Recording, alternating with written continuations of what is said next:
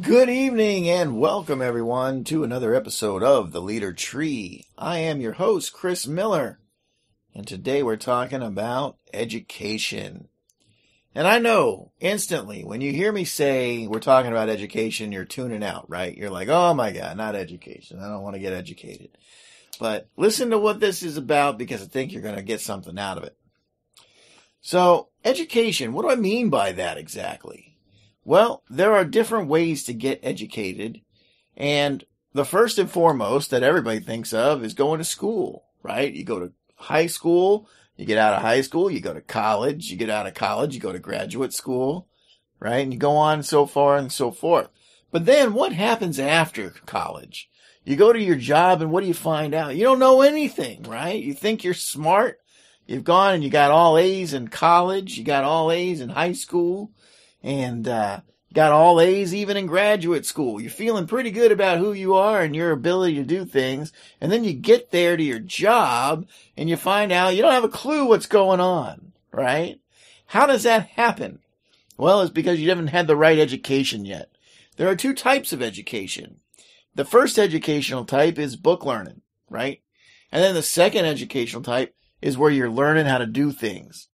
And I think hands-on education is way more important than studying, right? Hands-on doing something will teach you a lot more about how to do what it is you need to get done than looking it up in a book or on the internet or whatever you're doing. When you physically sit down and do something, things change, right? Things start to really come together. Why? Well, it goes back to what I'm always talking about in the human brain, right? You're not just doing one thing. You're not just reading something, or you're not just watching something. Now your hands are involved. You're physically doing it, right? Plus you're thinking about it. Plus you're probably reading it as you go, or you're watching a video about it to show you how to do it as you go. So now you're doing multiple things on that same subject matter at the same time. This is going to reinforce your ability to do things and make it stronger for you to remember, to retain, and to be able to do it again in the future, even better than you did the first time. So that's what I mean about education. I mean, not just learning for the sake of learning, but putting it into practice and really grasping the concept of what it is you have to do. And it's really important to do things this way, and I'm going to tell you why. Let's give you an example of the sales field or even the marketing field, okay? Let's say you go to school and you get yourself a high school diploma and you're ready to go to college, right? You think about all the things that you could be in this world. And you decide, you know what, I want to go into, let's say, marketing, right? And then you decide you're going to go into marketing, or maybe you go into sales, right? Because eventually you end up in sales anyway, no matter what you do. So, maybe you go into marketing, and so you're taking courses that are going to teach you how to be a marketer. You're taking courses that are going to teach you how the marketing world works, right? And you're reading these college books that you probably spend $300-400 for, and they're telling you how to do it. And you go through 4 years of that, right? Maybe you don't go to grad school afterwards. Maybe you do. But let's just say you don't for the sake of this argument. And 4 years later, you come out, you got your degree in marketing. And you're ready to take the world by storm. You find yourself a job in the field, which is also not necessarily the case. Sometimes you find that what you go to study for, you end up working in a whole different industry or field than what you went for. But let's just say you find your job in that field, and now you're starting your job as a marketer. Now you want to make a good first impression, right? So you speak up at the first or second meeting and you say, okay, all right, I got an idea. And you start telling them all about your ideas. And they're looking at you like, ugh, crazy newbie, right? Kid doesn't know anything about marketing. And why does that happen? It happened because by the time you got out of college, everything that you learned is obsolete. It doesn't apply anymore. People quit doing that. Look, let's take a look at how a college course is created, okay? To teach you a little bit about how this educational process works. So, people like me are out there in the field doing this every day. This is what we do. We go out there, we make things happen, and we come up with a system that works. That system that works is shared with other people. Those other people share it with other people, and so on and so forth. Then it becomes a common practice. At that point, somebody starts thinking about writing it down. Somebody puts down this practice into a book or something so that they can make some money off of it, right? Now that gets picked up by a scholar who wants to write about it for a college course. He puts it into his college book so that he can make a ton more money off of it, right? Then it has to get sold to a college or other educational institution, which can then sit around and come up with a syllabus in order to teach this concept to a student body in college. Okay. How long does all of that take? It takes years. Okay. That's a process that takes years to go through. It has to get printed up in a book after it's people are doing it first, then they talk about it, then it gets printed up in a book, then it gets sold to an educational institution, and then a class is developed around it, just so that this educational institution or college can sell that to make a ton more money off of it. And then they sell it to you, the unsuspecting student, so that you can get an obsolete education. Now, I'm not downgrading college. I went to college myself, and I found it very enlightening. I found it very educational. I had a lot of fun there. Got drunk a lot. I don't know, but we had a good time. And I actually feel like I got my money's worth out of it from what I've spent. But when it comes to the real world, you come out of college and you realize pretty quickly they don't do things that way anymore. More than likely, processes have changed since then. People have gotten smarter, a little more cunning, and they've changed up the way they do things since then. Technology is always being revamped. So are sales processes. So are dental and medical procedures, right? If you look at the book on mental disorders, right? Today, and you look at the book for mental disorders in 1979, which wasn't that long ago, right? That book is at least twice as thick as it used to be. Now, why is that? Are you telling me that in the last few years we've had more mental disorders pop up than the previous 300 or 400 years before that? Right? No, of course we haven't. What we have done is we've either, one of two things in reality. We've engineered new ones with the medications that we've created, right, that have caused side effects. That's one thing that we've done. But other than that, we've also gotten sharper at picking up on things. We've gotten sharper on figuring things out and saying, oh, well, we now know what this is. Let's write about it. Where before, Maybe it was lumped in with something else because they didn't really quite have it defined yet. So these are interesting things to be aware of and interesting things to take note of, because education takes many forms. But the one that matters is when you're out there and you're doing it. So let's talk about your new job in the marketing world. Okay. Now you're a marketer and you're going out there and you want to make a good impression. You stand up and you say things and people look at you like you're crazy. And you're like, wow, we are not on the same page. Now you just got out of college, so you got a swelled head. And you're thinking, well, I'm going to prove them wrong. So you're going to go out there on your own time, on your own dime, and you're going to do it your way. And you're going to get a moderate level of success. Why is that? Because the education you got was valid at one point, and it was done that way at one point. Therefore, you doing it that way will be successful. But it will be harder than what everybody else is doing. So you're going to go out there and you're going to be able to show them that you can do the job. That's going to keep you in the door.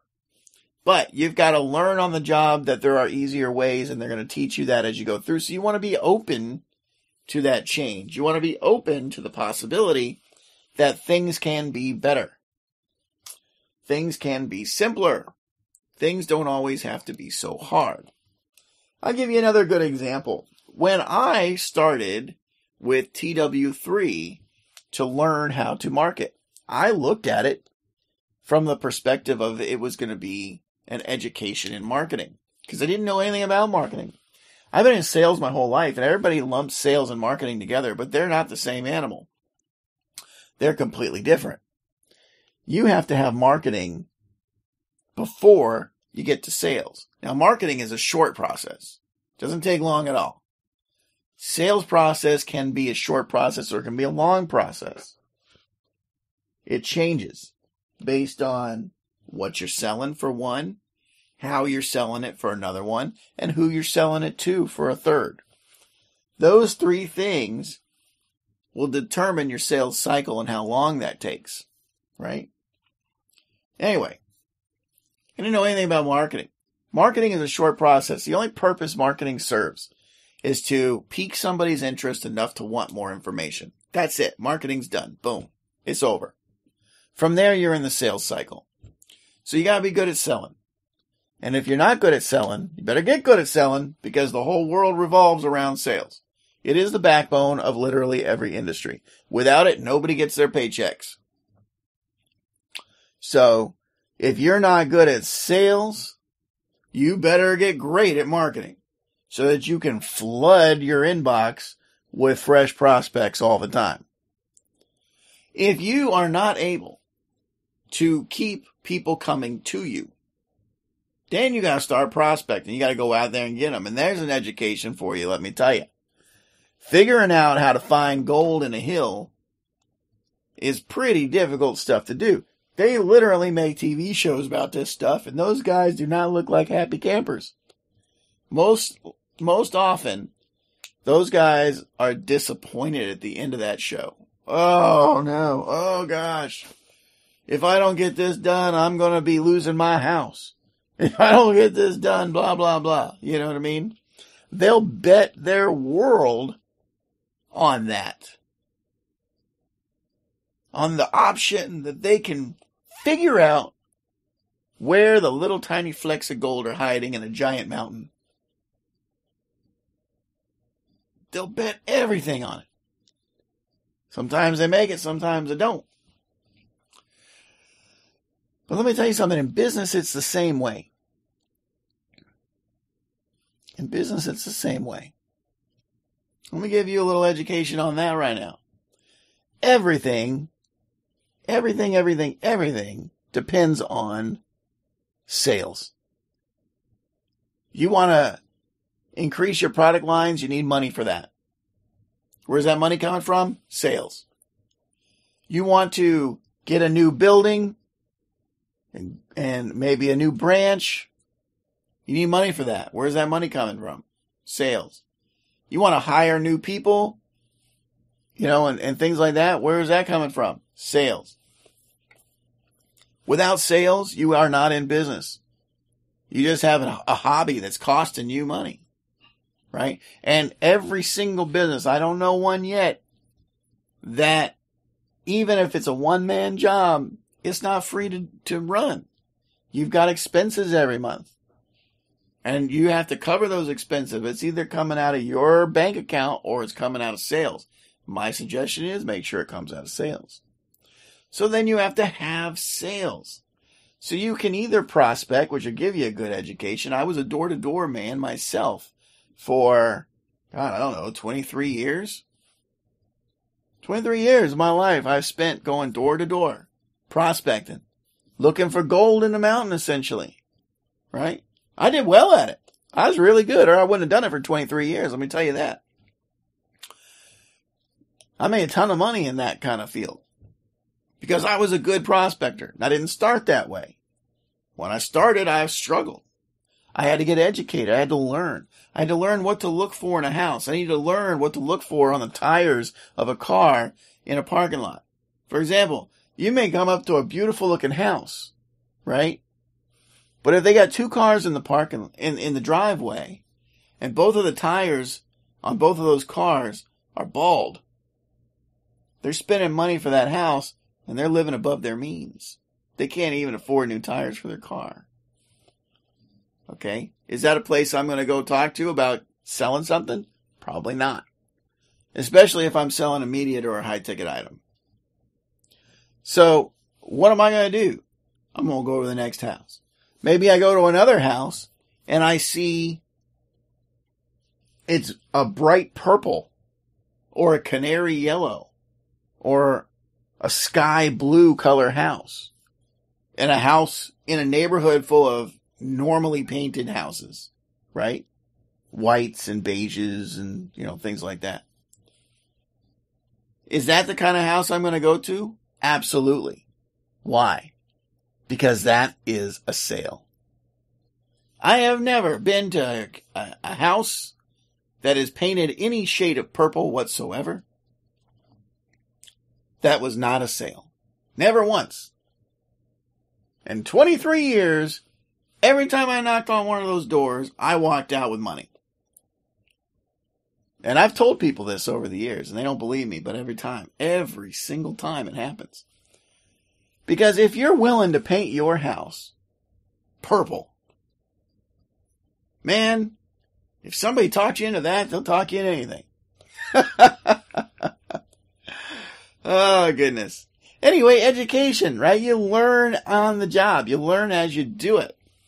Another good thing to do is to read. I have a good friend of mine by the name of Terry Wilson, and he likes to say leaders are readers. If you want to go to the next level, you've got to grow to the next level. I love that little thing he says. And I get a kick out of it, And he does that to introduce his link to sell his book and stuff like that so that he can make more money, right? Because that's what it's all about, making money. That's what everything's all about in this world. So, I just like the phrase, though. And it speaks to me, right? And as a marketer, he knows it speaks to me, and that's why he put that little phrase together. You want to go to the next level, you got to grow to the next level. Go over here and get a copy of my book, So, but doing that is actually beneficial to people. And he has a book, and the name of the book, by the way, is You Are Worth More. And it is a great read. It's a fast read. I mean, I think I read the whole thing in like one evening once I finally got it. I got it in the mail at like 6 o'clock. I think I was done with it by like 8 o'clock that night. And it was a great book, and I really enjoyed it. So if you're looking for a great book to read about how you can inspire yourself to achieve more in your own life, this book is there for you to do that. I myself am an author. I've written a couple of books that have gone on to become a little bit infamous. Some of them have been infamous. I wrote a book, and it's kind of hard to find now, but it's called This is your last chance. And it's a pretty controversial book because it's about how TV executives don't want you to figure out that they're stealing your life from you. And that sitting still, not being active, can kill you, right?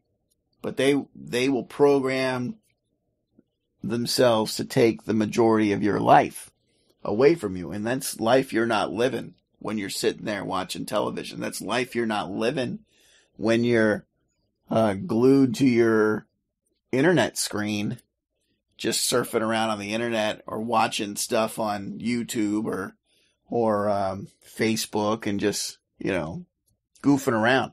Now, if you're doing things for your business, then that's bringing money in, hopefully, right? In which case, spend time doing that, right? As long as you remember to use that money to your advantage to live your life afterwards. Don't just spend your time making money for the sake of making money and never use it. That's not living a life either, folks. All right. But anyway, let's get back to it. So, read those books. I've got an entire library here full of books. I got books by Brian Tracy. I got books by, everybody, I've actually got a book. Every book that's ever been written by a United States president, I now have in my library. Every single one. That's kind of cool.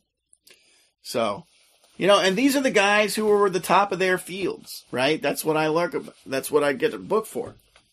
The guys who are at the top of their fields. I don't care what their field is. I've got a book in my library about pretty much any subject you can think of. I've got 1 or 2 books on it.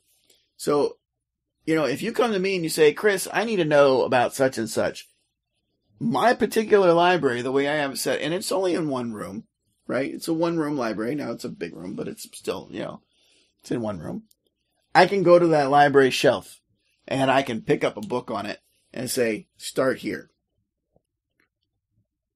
Or I can make a reference in that book to give you a pointer. I have the ability to do that. Why? Because I'm educated. Because I take the time to study these things. I take the time to learn about these things. And a collection of different things. I've got literature. I've got, DIY stuff. You want to know how to facet a gem? I got a book on that. You want to know how to build a clock? I got a book on that. You want to know how to build a theater? I got a book on that. Right? You want to know how to become a United States president? I got a book on that. I got several. You want to learn how to write the great American novel? I got a book on that. But I wrote this book on wasting time and the fact that the average American wastes 30 years of his life sitting around watching television. 30 years of your life is gone by the time you've lived it. And you're thinking, what? That's not true. But the reality is, it is true. So if you watch a lot of TV, think that through. Anyway, but yeah, you can pick that up on Amazon or Barnes & Noble or wherever you like. Just look it up. It's hard to find because a lot of outlets didn't want to carry it because of the controversy surrounding it. But it's a short little book. It's a good read, though. And I do enjoy. I enjoyed writing it, actually. And I wrote it because I started making these realizations while my wife at the time was going through. We were just found out that she possibly had cancer, and we were going through all these treatments and all of these tests and stuff like that. And then I was sitting there writing because it came to my mind. I said, I need to do some research on these things. And where'd the time go? And all those stuff, it's just like, I feel like I don't have enough time in my life. And then it hit me. Where all my time is going? It's going right there. And I started doing some research, and there's a lot of other people that had figured that out before me.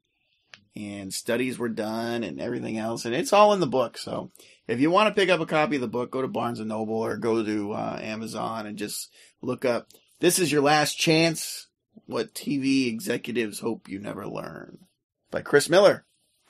So anyway, that's it for that. Education, though. Learn everywhere that you can. Learn everything that you can. But understand that even when you think you know it all, you don't. Because the process is either about to or is already changed. Especially in the world of marketing. We used to do things the hard way, right? Where you get on the phone, you dial up a number, some rando number that you just pick out of a book, and you'd start talking to them. Well, we found out quickly that sucks, right? So then we start putting ad copy out. Well, let's put an ad in the newspaper. All right, we'll put an ad in the newspaper. And that gets people to call us. Okay, great. But then when we call them back, because we weren't able to answer the phone because we were talking to someone else, we found out they quickly lose interest. Okay, all right. So now we're going to start emailing them too.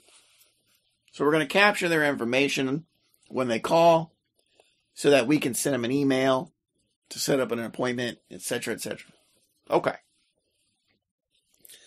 College kids all over the world were learning that was the way things were done in the sales process, right? And the marketing process. But by the time they got out into the world and started doing it themselves, they realized, well, we quit doing that, right? Now we've got them set up on an email list, right? And that list is programmed to prompt us to send them regular emails, right? So that we know to make an email every week and send it off to everybody in that list. Okay, so let's teach the college kids that one. All right, so now we're going to teach the college kids that stuff too. But then they get out and they get ready to get started doing it. Oh, wait, we figured out a better way.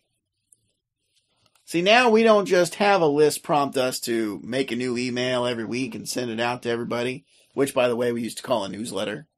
I know you never heard of newsletters anymore, right? But that was a thing.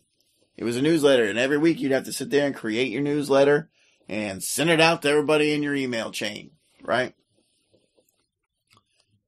But now we said, hey, you know what? We got a better plan. We can make a series of emails in advance, and we can just plug in their names from a list. It's called mail merge, right? Remember mail merge? So now we just put a little code in the middle of our thing where we want to personalize it to that individual. Bada bing, bada boom. We just got to pick it and send it off to everybody in that list each week. All right, let's tell the college kids about it. All right, college kids are learning about it. By the time they get over it, guess what? Ooh, we don't do it that way anymore. Now we figured out that we don't have to do all that hard work. We can automate the whole process.